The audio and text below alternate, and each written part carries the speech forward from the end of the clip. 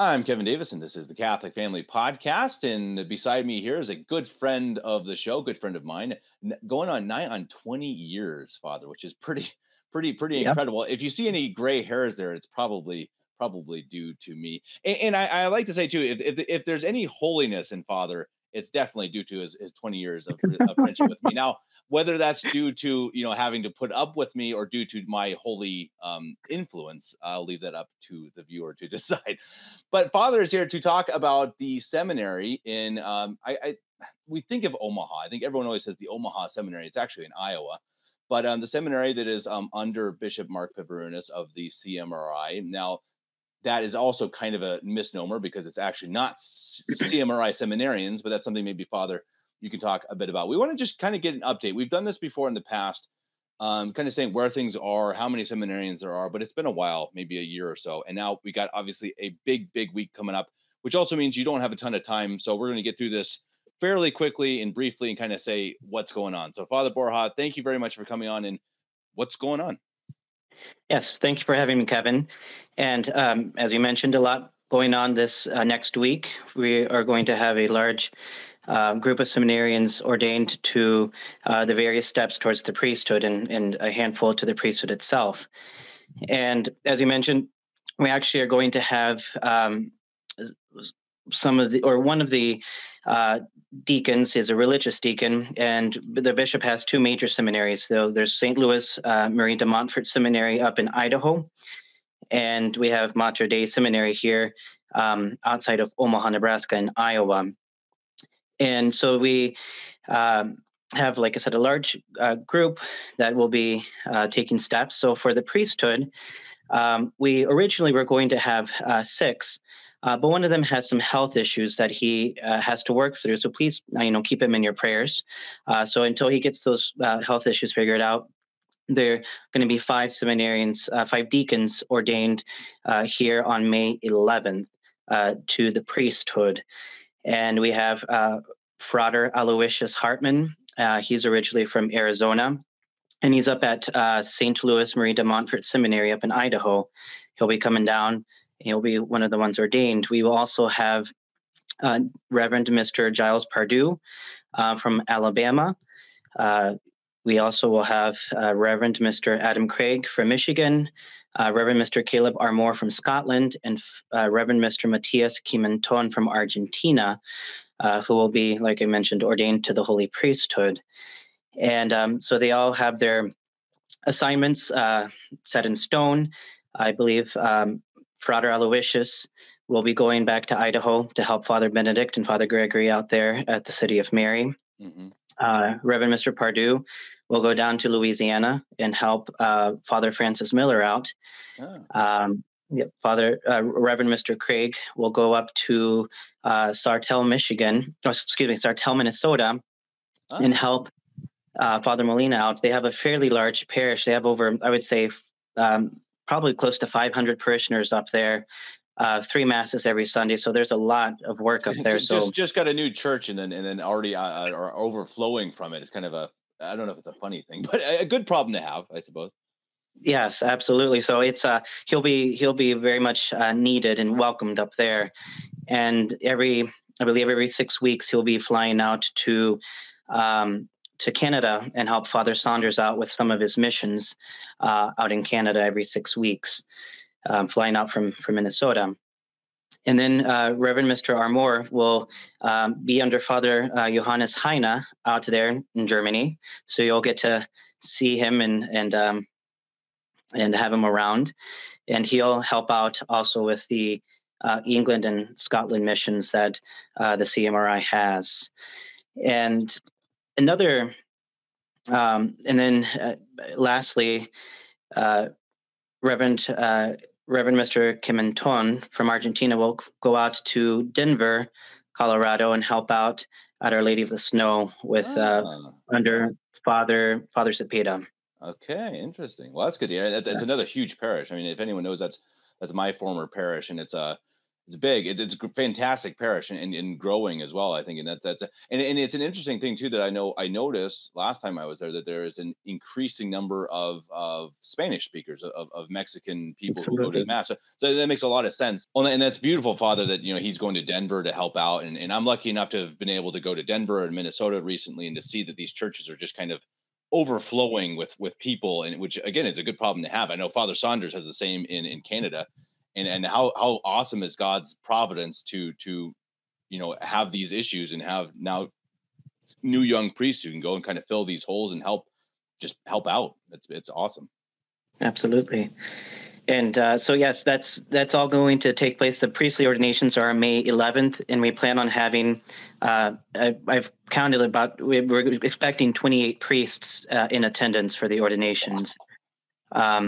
So it'll definitely be a packed church on Thursday, May 11th. But the bishop, on account of the large group of ordinands, he is actually doing the minor orders and the clerical tonsure on a different day. So he's going to do that 2 days before the priestly ordination. So we have ordinations also on Tuesday, May 9th, and that is going to be for the clerical tonsure and for the minor orders of exorcist and acolyte.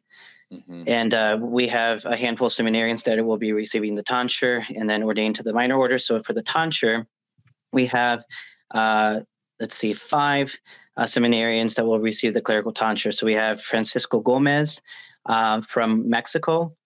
We have Lucas Costa from Brazil. We have Kyle St. Alban from Canada. We have Thomas Netzel from Spokane, and we have Richard Laricella from Spokane as well. So this 5 seminarians will be receiving the clerical tonsure, and then there will be 4 seminarians receiving the minor orders of exorcist and acolyte. So we have Noah Ellis from Kentucky. We have Leopold and his brother Franz Trauner, both from Austria. And then we have Christoph Hanke from Poland.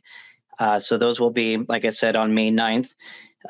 It was just going to be too much for the bishop to try to do all of those in one ceremony. And so he very rightly decided that he was going to split those up.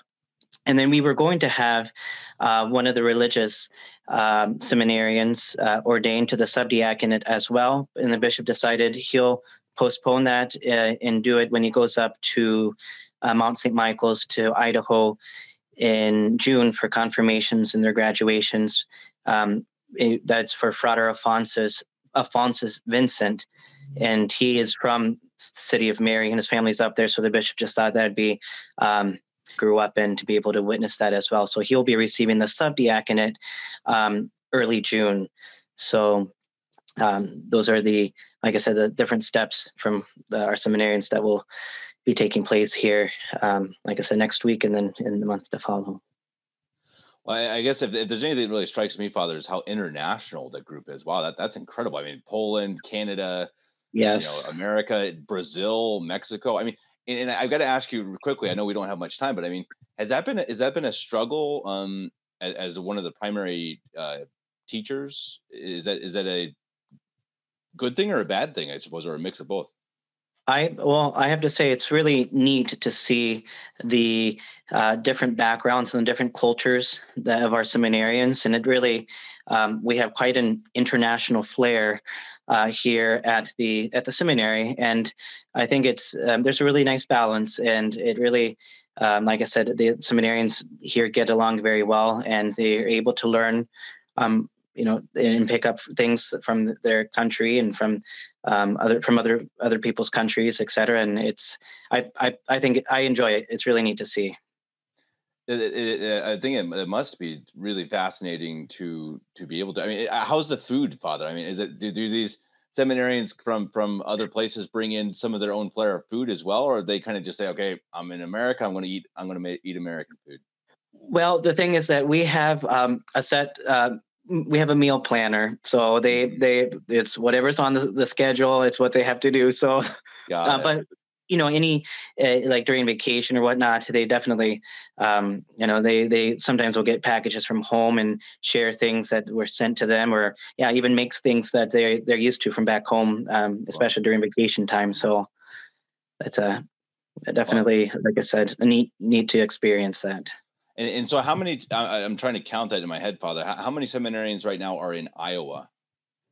So in Iowa, we have we have two deacons there that are in Omaha. But so here we would have 14, and then the two deacons would be 16. That they come here for classes and whatnot. So I see. And so then obviously you'll have 5 that will be leaving. And do you have a fair idea that you'll be replacing them with new faces next year? Yes, we actually have a handful of young men that have applied and have been accepted. There's a young man from Turkey who will be joining us in September. We have beautiful. Yes, a young man from Father Apa Hans's parish, who is originally from Cuba. Mm-hmm. He will be coming. We have a young man. He's graduating from Mater Dei Academy there in Omaha. He's originally from I believe it's Colombia, and he'll be joining us. And then we have 1 or 2 Americans as well that will be joining us as new incomers, as newcomers, I should say, for the upcoming seminary year. That's great. Wow, it's amazing that it doesn't get less international, maybe more. That's pretty cool. Right. Colombia, Turkey. Wow, and it's amazing, Father. I think it's something that I'm sure you see as well.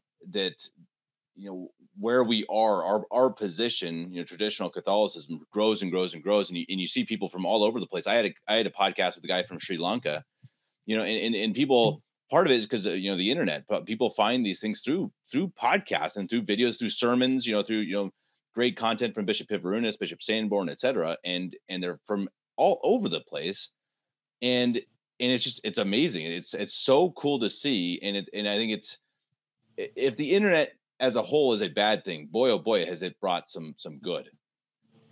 Yes, and that's where when people should strive to use these things to help promote the Catholic faith and to show the beauty of our Catholic faith. So 100%. And on that note, Father, we will be live streaming the ordination on the 11th, possibly on the 9th as well. That's actually a good point. Maybe the 9th would be a good practice run to do it. I'll have to check with the guys who are doing the hardware in Omaha, because of course I will not be there, but I'll try to be on this end doing some of the software and all that jazz, even though with my internet connections, I don't know if I'm the right one to be doing that, but we'll see. Say a prayer, everybody. But no, that's also exciting. It's something that we really hope to do a really good job. It's not a super easy task. So please say a prayer for us that the live stream goes well, because of course, you have all of these people from, all over the place, all over the world. They're going to have family members that I'm sure won't make it to the actual ceremonies and would love to watch that. What a momentous day. I mean, just unbelievable. My brother celebrated his 5th year anniversary of becoming a priest, yesterday. 2 days ago now, or was it yesterday? But and it's an incredible thing. I mean, to be able to experience that as a family member, it's really mind blowing. But I also wanted to say before you go too, Father, that as we see, all of these young men and young women, we see it also with the convent. I think I saw a picture with, still a few new faces as postulants and novices, and it seems like every time there's another picture of the sisters, the CMD sisters, it's always with new faces, which is just. Again, it's just a joy, but also, I mean, the recent consecration of Bishop Beden Kamake, the Nigerian bishop. Now, I mean, that was again 2 or 3 days ago. I can't keep my days straight, but this week, and on the 11th as well in Florida, for the Sisters of St. Thomas Aquinas, there will be this gigantic, wonderfully beautiful church will be consecrated as well. I think a 5-hour ceremony. Though they're competing with the live stream, Father. I think they should have picked a different day. I'm gonna have to have a word with the sisters. Well, the nice thing is that people can always go back and watch whichever one they prefer. So. This is true, and I've heard that the consecration ceremony of the church is supposed to be around 5 hours long, which is pretty impressive. So and it's maybe very beautiful church from the pictures. Oh yeah, wonderful. Oh, and they've had some videos of them singing, the sisters singing in there. It's just Oh, it's Yeah, absolutely. marvelous. I mean, and it's a beautiful thing, and I think that it's a good time to be alive, Father. And I think that that's pretty cool. Even if you're running around like a probably like a chicken with your head cut off a little bit. And, you look good though, Father. You don't look too chaotic or stressed out. We're trying to stay on top of things, so we're doing our best. Beautiful. Beautiful. And so, Father, I mean, what would you? Is there anything else you want to say about the seminarians, about what's going on? I mean, one thing I wanted to ask you was, is there any, how do I phrase this? Is there any like really special story of a seminarian? An amazing story of conversion or how they found their way, or because I think that really helps to inspire people and see. I mean, again, someone from Turkey is going to go and try out the seminary. It doesn't mean they're going to become a priest. Obviously, it's a long road, and we'll see. But that's an awesome thing. I really that's incredible that someone can just find the faith. I'm sure practically by themselves, and then end up in a seminary in Omaha or in Iowa. That's cool. Yes. Well, absolutely. There is actually one that comes to my mind, and that is for Reverend Mr. Armour. His family's conversion story is pretty amazing. They were Mormon, and then they converted to Catholicism. But Father Cepeda, actually on the Catholic Wire, interviewed Reverend Mr. Armour's mother, Margaret. And if you haven't listened to that story, very inspiring. It's very amazing to hear and to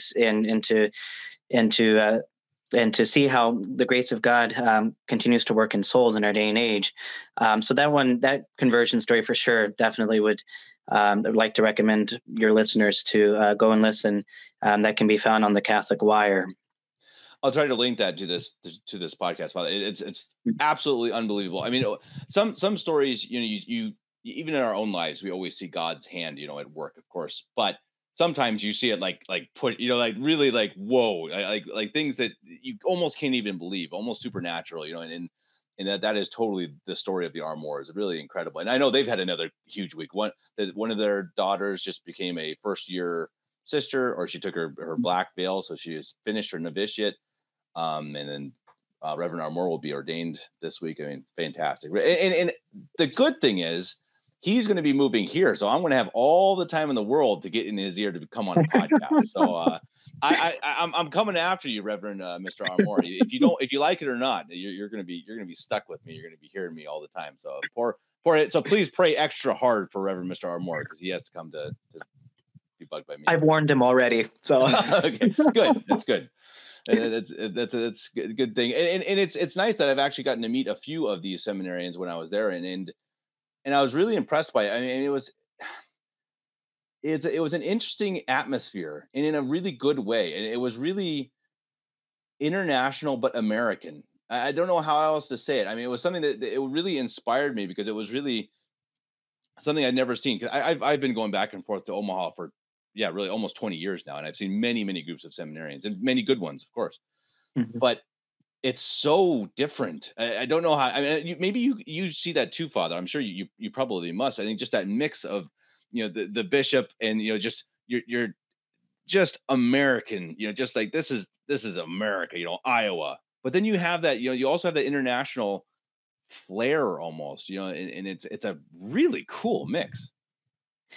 Yes, and that's where everyone can kind of help give each other those their backgrounds to help them learn new things, or see things in a different way, culturally speaking. And yes, it's amazing. I've been here since 2002. As mentioned before in a previous podcast, I came out here when I was 12. And then I went to high school, seminary, and now as a priest over 10 years. So it's definitely seen a lot of growth over the years, and a lot of different backgrounds and people come, and it's like I said, it helps to remind us of the Catholicity and the universality of the Catholic Church, to see that it's not just the Catholic faith isn't just being lived here in the United States. It's being lived in Austria and Poland and Russia, and England and Scotland, in places all around the world. And it's when you have seminarians from these different places, it just helps to remind you of that beauty of our Catholic faith, and like I said, how the Catholic Church is universal. 100%. And I got to ask you one question, Father. Who was the greatest person that you ever met in Omaha The in all greatest those years? person, His Excellency Bishop Mark Oh, Derudis. come on, Father. You had such a chance there. You had such a chance. Yep, yep. All right, but I guess I'd have to agree with you there. But still, next time I'm gonna teach you up a little bit on I how to failed answer the that question. test. You failed the test, Father. I don't know Yeah. if I'm gonna have you on again now, or I'm gonna have you on more. That's gonna be your punishment. You're gonna come on more. But Father, I mean, how can people? And I know one of the issues with the seminary is that you guys are bursting at the seams. I know you got people bunked, I think like 4 high or so. People are, Yep. if you're afraid of heights, don't join the seminary because you may end up on the top bunk and get a little ill up there. So how can people support you? And I think it's best through the website. Is that right? Yes, we have a donation page on materdeiseminary.org, and there's donate form, and then that leads them to PayPal, where they can finish their donation. But if not, if people don't feel comfortable that way, they can always send a check to the seminary, and they can and that would be perfectly fine as well. But first and foremost, we really appreciate the prayers and really appreciate the sacrifices in the prayers that people offer for the success of our seminary, and for our seminarians themselves, that and especially that they become good and holy priests one day. That's obviously very important in our day and age. Not just that we have a learned priest, but that we have good and holy priests, learned and holy priests. So I definitely appreciate all those the prayers and the sacrifices that the faithful make, and to support our seminary. Well, and Father, as you mentioned during our technical issues, which is it's a pretty common thing, but you mentioned that it's a time when the devil is really out because you know that something big is happening, and so when that happens, that there are plenty of whatever it is. I mean, the devils are out there, and I think that's absolutely the case, and that's going to be the case for the next couple of weeks. It's not just here; it's also in Cincinnati, it's in Florida. So really, boy, if you want to amp up your prayers, now is the time. Absolutely. Absolutely. The thing is that we always, whenever there's ordinations, there's always these big trials that arise, and we realize, okay, there's a price to pay. Ordinations are coming up, and it's a lot of graces that are going to be had, and just be ready for the attacks. And for example, we this past week had one of our pipes. Well, I don't know if the pipe burst itself, but like the valve on the pipe broke. And I think one of the seminarians said there was probably close to 30, 40 gallons of water that they scooped out. I mean, water went everywhere. Oh, It was Monday morning, and thankfully it happened when we were home, because otherwise, boy, oh oh, boy, that right. entire place would have been flooded. But um, if it would have happened on Sunday, they would have been in Omaha, um, for mass, and they would not have caught it in time. But we had a lot of water that came out, and we were just thought, oh, this is one of those trials that we can put into our books. I just imagine, an angel just standing there holding on to it all through Sunday, like holding on to that pipe, because the graces of the prayers that everyone's sending to the seminary, that angel's holding onto that pipe, and then Monday comes and there it goes. But it's something we've talked about many times, but the battle is very real. It is very actual, the battle of good versus evil. So definitely in this time, pray for them. Father, you'll have my prayers. We hope to have you on again soon to talk about this or that, and best of luck this coming week. And yeah, I guess hopefully all goes smoothly, and hopefully we'll be able to live stream, and we'll see you up there on the altar, Father, hopefully, and everybody else up there. So our prayers are with you, and until next time, God bless. All right. Thank you, Kevin. God bless you too.